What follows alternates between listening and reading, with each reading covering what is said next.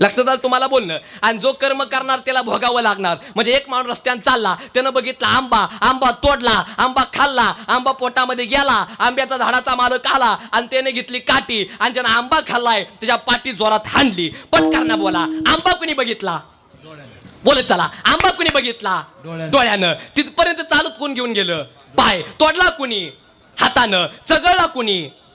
तोंडात नाही, दातानं. चव कुणी चाकली? जिबेनं. आणि जिबेनं कुणाकडे ढकललं? आणि मार कोणी खाल्ला? पाठीचा काय दोष आहे का सांगा बरं?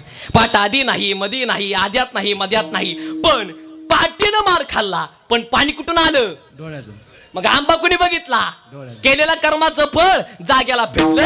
कर्म झाले त्याचे भोगाले, उपजले मेले आईस किती, उपजले मेले आईस किती, उपजले मेले आईस